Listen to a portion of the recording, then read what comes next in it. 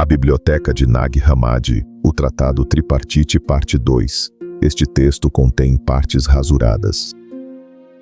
Agora, aquele que surgiu dele quando se estendeu para gerar e para o conhecimento por parte das totalidades, ele, de todos os nomes, sem falsificação, e ele é, no sentido próprio, o único primeiro, o homem do Pai, isto é, aquele a quem eu chamo a forma do informe, o corpo do incorpóreo, o rosto do invisível, a palavra do indizível, a mente do inconcebível, a fonte que fluía dele, a raiz daqueles que são plantados, e o Deus daqueles que existem, a luz daqueles a quem ele ilumina, o amor daqueles que ele amava, a providência daqueles por quem ele providencialmente cuida, a sabedoria daqueles que ele tornou sábios, o poder daqueles a quem ele dá poder, a assembleia daqueles que ele reúne para si, a revelação das coisas que são buscadas, o olho de quem vê, o sopro daqueles que respiram, a vida de quem vive, a unidade daqueles que estão misturados com as totalidades. Todos eles existem no único, pois ele se reveste completamente e por seu único nome nunca é chamado. E dessa maneira única, eles são igualmente o único e as totalidades. Ele não é dividido como um corpo, nem é separado nos nomes que recebeu, de modo que ele é uma coisa desta maneira e outra de outra maneira. Além disso, ele não muda nem se transforma nos nomes que pensa e se torna ora isto, ora outra coisa, esta coisa ora sendo uma coisa e, em outro momento, outra coisa, mas sim, ele é totalmente ele mesmo ao extremo. Ele é cada uma das totalidades para sempre, ao mesmo tempo. Ele é o que todas elas são. Ele trouxe o Pai para as totalidades. Ele também é as totalidades, pois ele é aquele que é conhecimento para si mesmo, e ele é cada uma das propriedades. Ele tem os poderes e está além de tudo o que conhece, enquanto se vê em si mesmo completamente, e tem um filho e uma forma. Portanto, seus poderes e propriedades são inumeráveis e inaudíveis, devido à geração pela qual ele os gera. Inumeráveis e indivisíveis são as gerações de suas palavras, seus comandos e suas totalidades. Ele os conhece, coisas que ele mesmo é, visto que estão no nome único e nele todos falam. E ele os produz, a fim de que se possa descobrir que eles existem de acordo com suas propriedades individuais, de forma unificada. E ele não revelou à multidão as totalidades de uma só vez, nem revelou sua igualdade àqueles que dele procedem. 5. Vida eônica. Todos aqueles que dele procedem são os éons dos éons, sendo emanações e descendentes de natureza procriativa, eles também, em sua natureza procriativa, glória ao Pai, pois ele foi a causa de seu estabelecimento. Isto é o que dissemos anteriormente, ou seja, que ele cria os éons como raízes, fontes e pais, e que ele é aquele a quem eles dão glória. Eles geraram, pois ele tem conhecimento e sabedoria, e as totalidades sabiam que é do conhecimento e da sabedoria que elas surgiram. Elas teriam produzido uma honra aparente. O Pai é aquele que é as totalidades.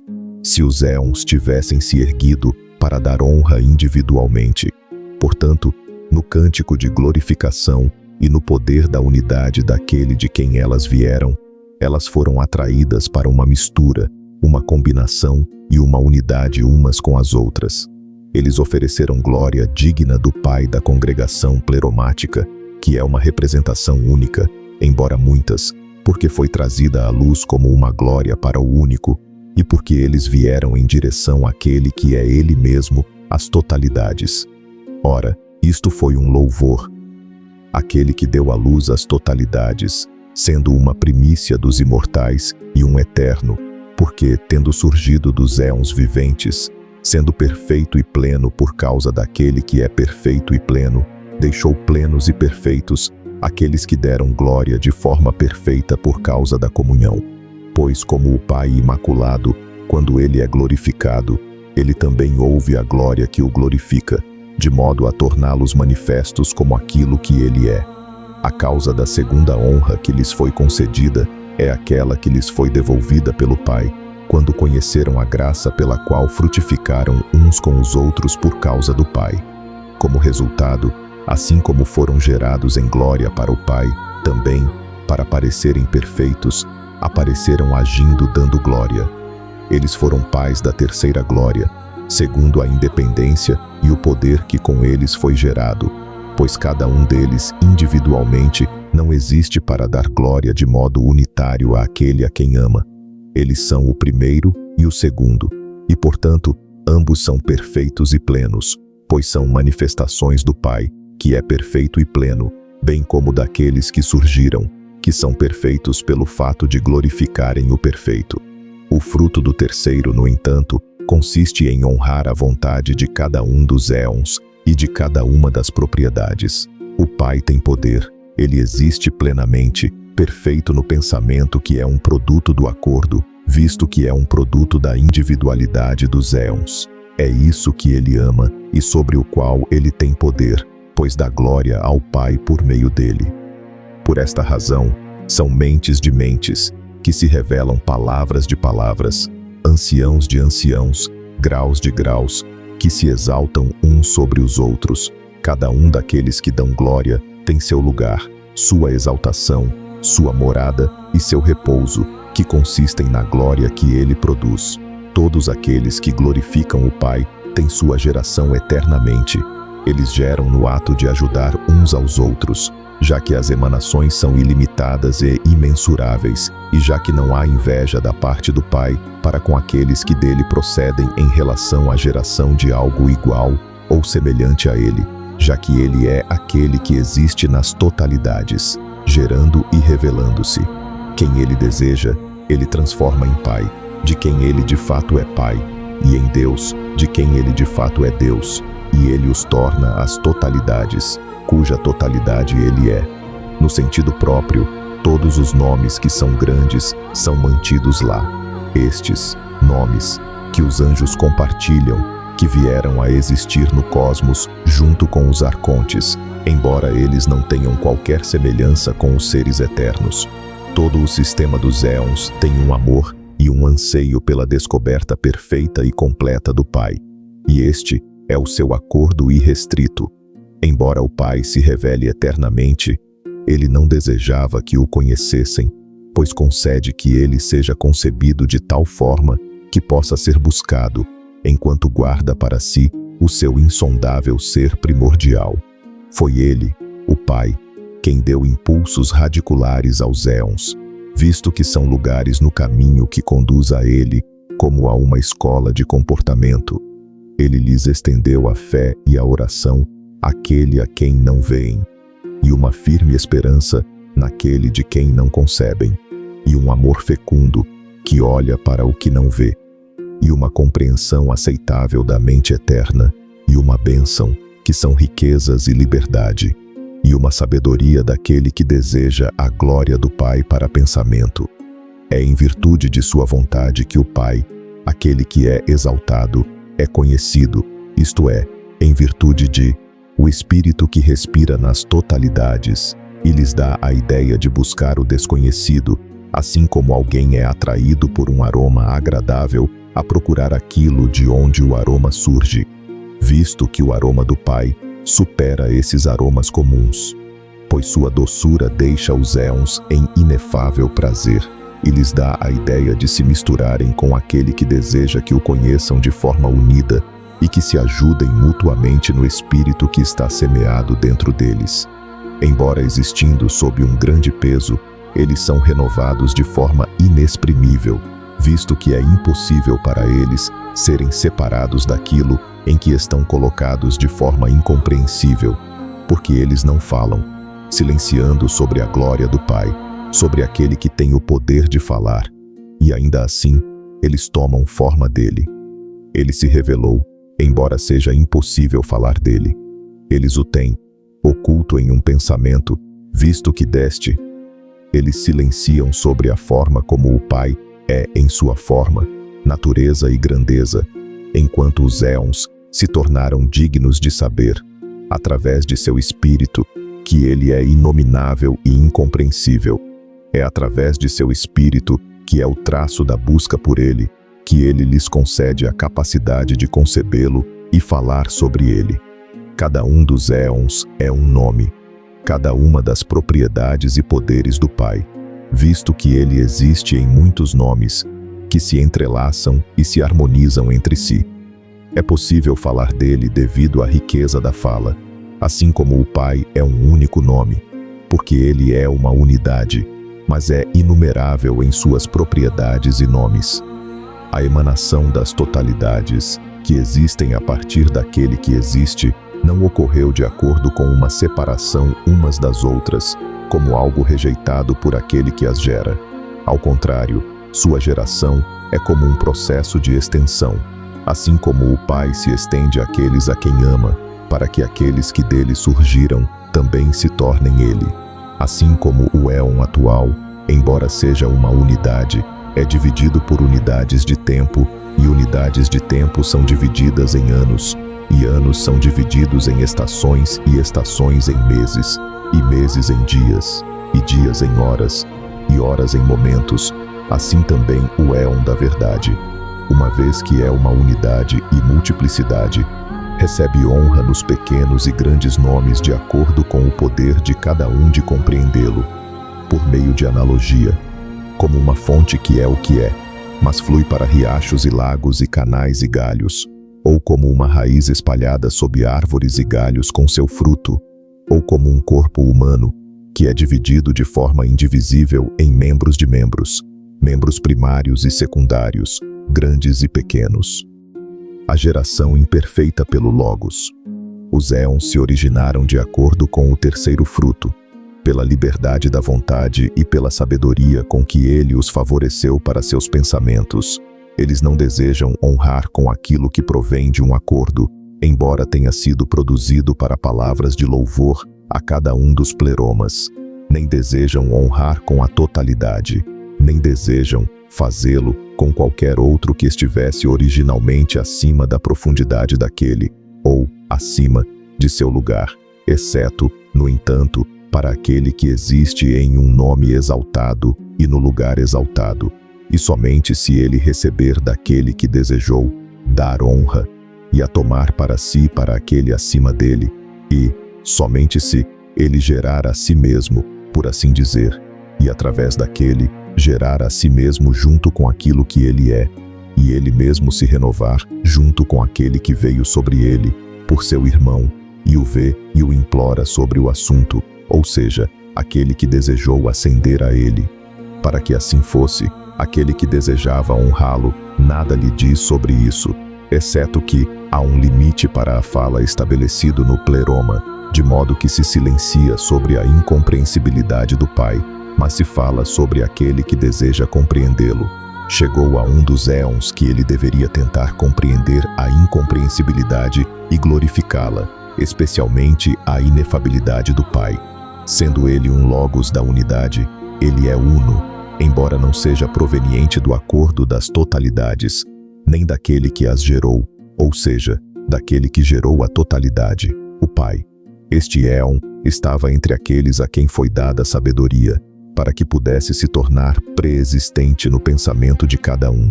Por aquilo que ele deseja, eles serão produzidos. Portanto, ele recebeu uma natureza sábia, a fim de examinar a base oculta, visto que ele é um fruto sábio. Pois o livre-arbítrio que foi gerado com as totalidades foi uma causa para este, tal que o levou a fazer o que desejasse, sem ninguém para impedi-lo. A intenção, portanto, do Logos, que é este, era boa. Quando ele surgiu, deu glória ao Pai, mesmo que isso levasse a algo além da possibilidade, visto que ele queria gerar alguém que é perfeito, de um acordo em que não havia estado, e sem ter a ordem.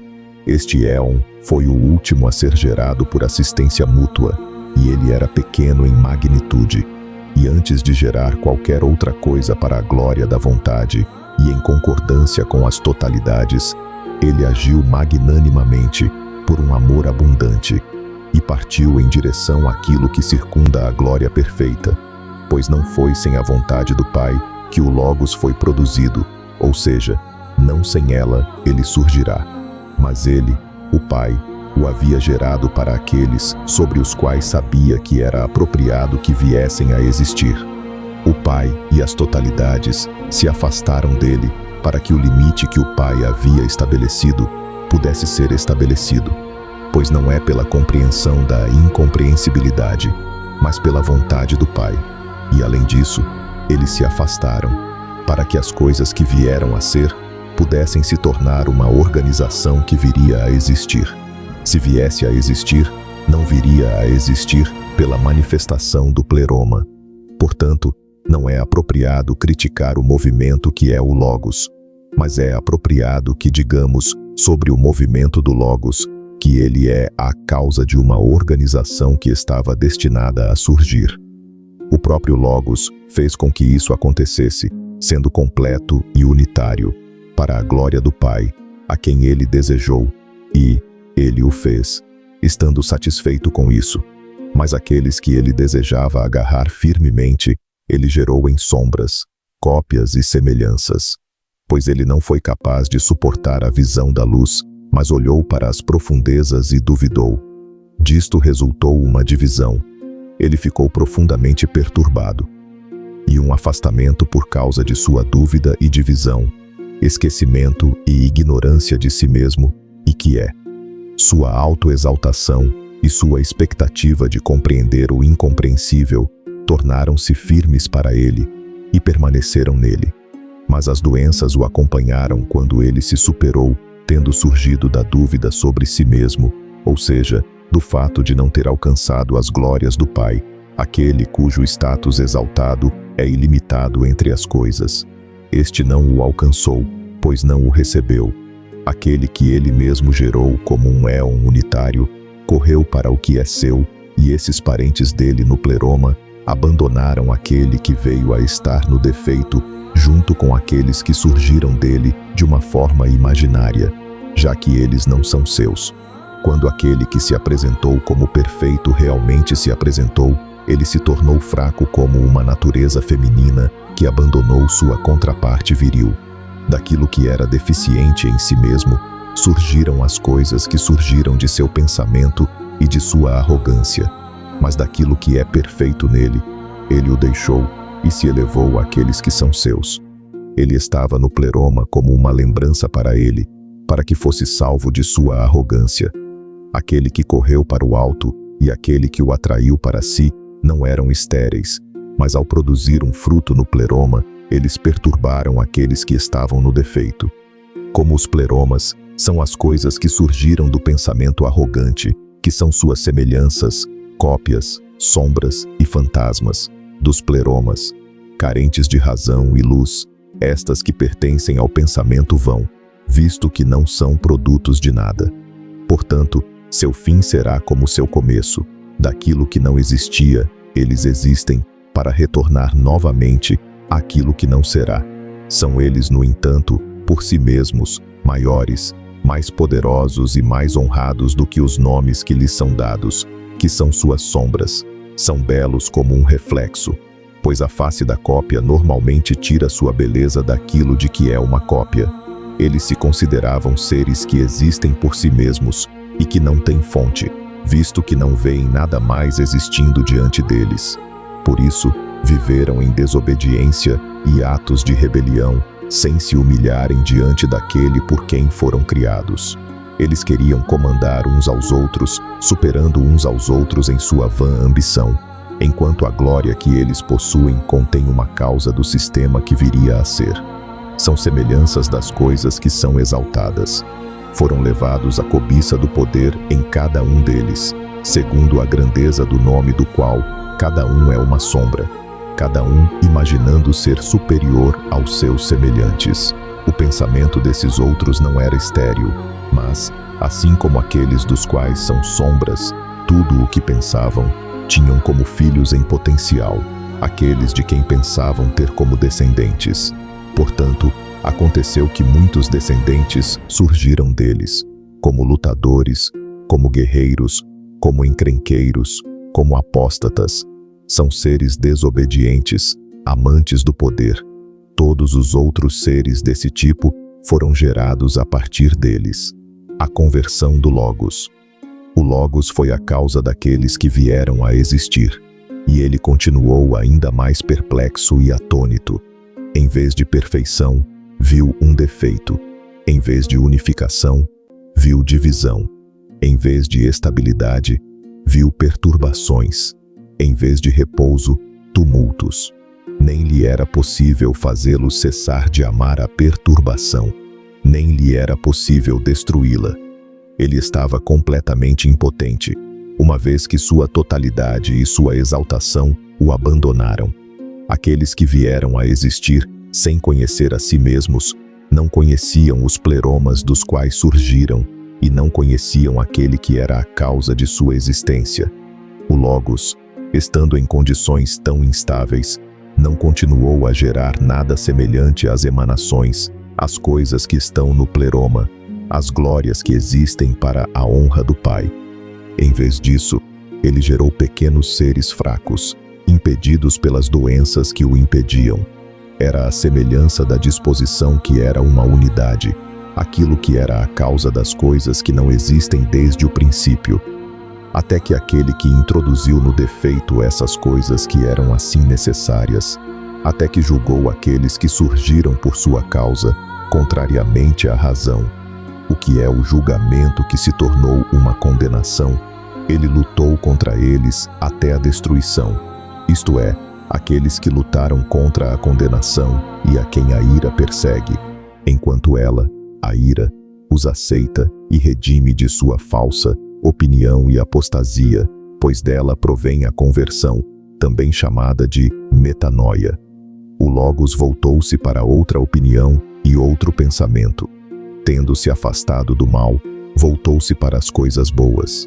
Após a conversão, veio o pensamento das coisas que existem e a oração por aquele que se converteu ao bem. Aquele que está no pleroma foi a quem ele primeiro orou e se lembrou.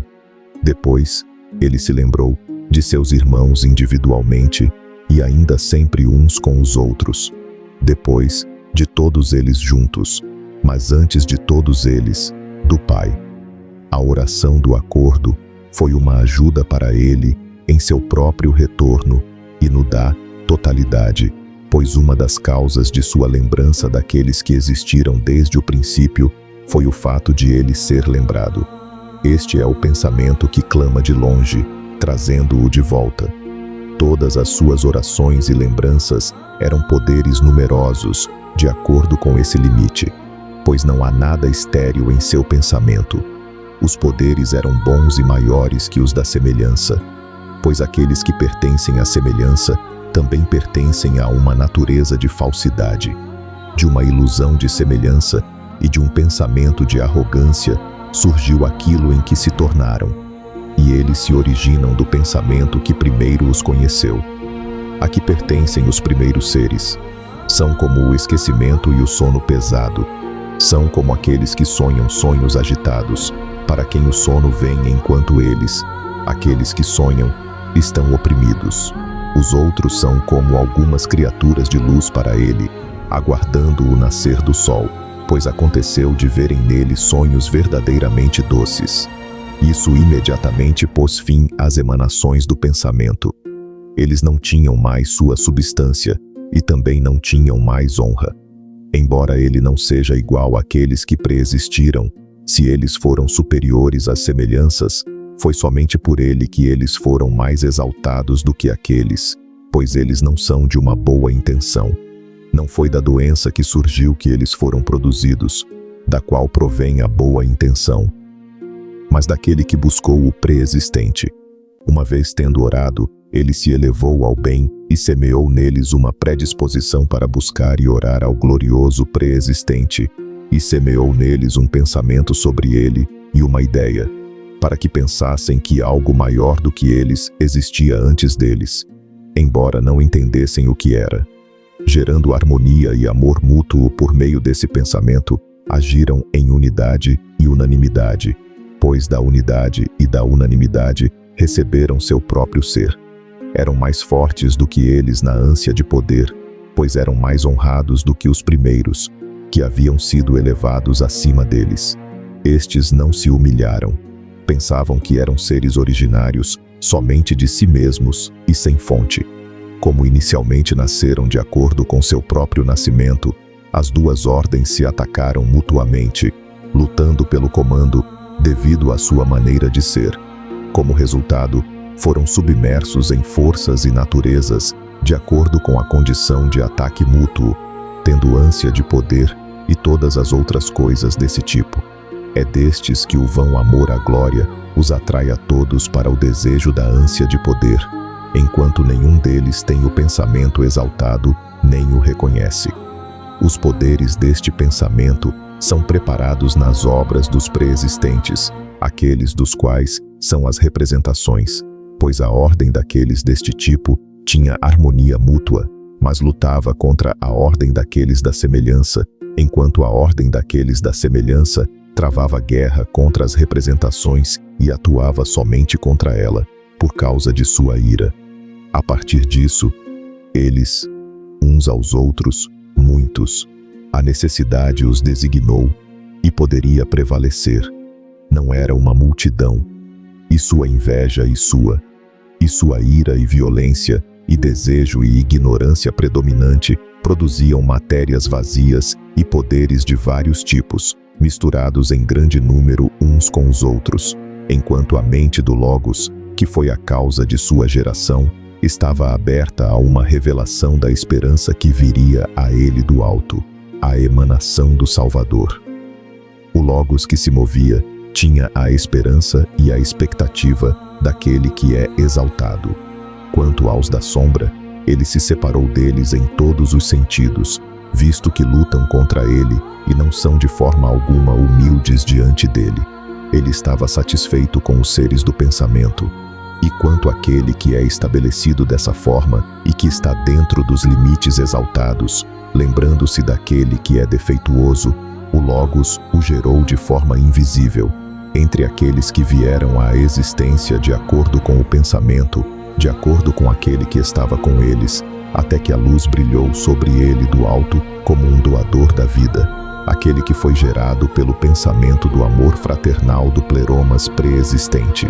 O tropeço que aconteceu aos éons do Pai das totalidades que não sofreram, foi-lhes trazido como se fosse seu, de uma forma cuidadosa, não maliciosa e imensamente doce.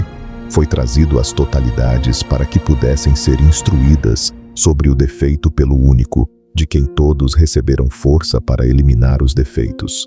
A ordem que era sua surgiu daquele que fluía no alto e daquilo que se originou dele e da perfeição total.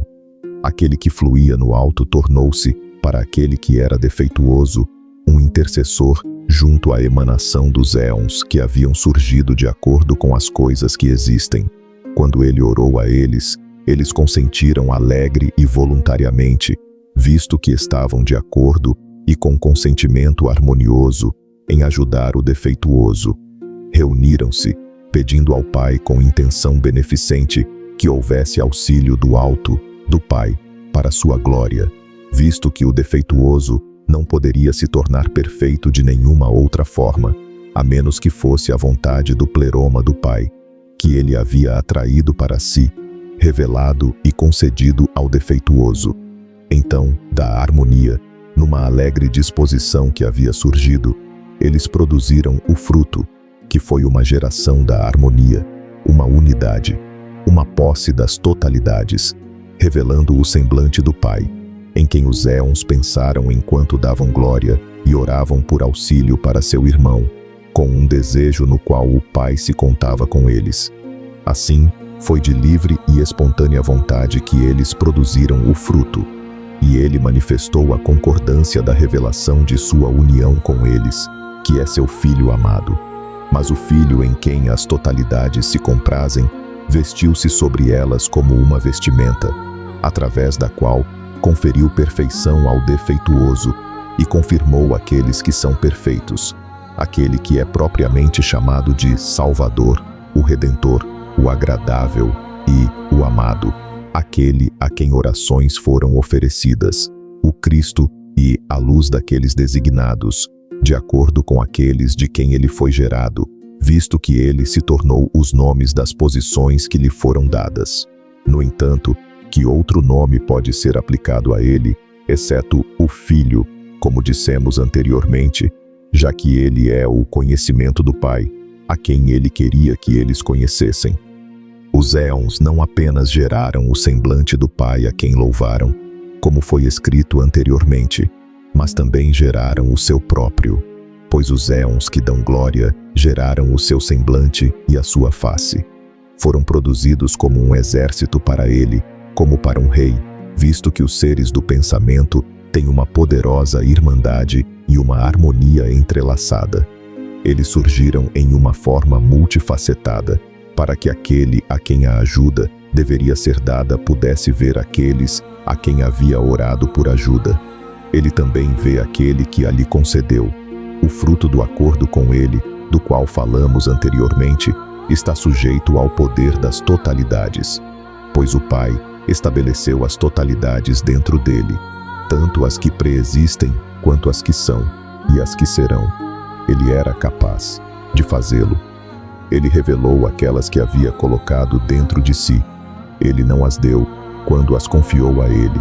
Ele dirigiu a organização do universo de acordo com a autoridade que lhe foi dada desde o início e de acordo com o poder da tarefa. Assim, ele começou e efetuou sua revelação. Aquele em quem o Pai está e aquele em quem as totalidades estão criado antes daquele que não tinha visão. Ele o instruiu sobre aqueles que buscavam sua visão por meio do brilho daquela luz perfeita. Ele primeiro o aperfeiçoou em alegria inefável. Ele o aperfeiçoou para si mesmo como um ser perfeito e também lhe deu o que é apropriado para cada indivíduo, pois esta é a determinação da primeira alegria, e semeou nele de forma invisível uma palavra que está destinada a ser conhecimento, e ele lhe deu poder para separar e expulsar de si mesmo aqueles que são desobedientes a ele. Assim, ele se manifestou a ele. Mas para aqueles que vieram à existência por causa dele, ele revelou uma forma que os superava.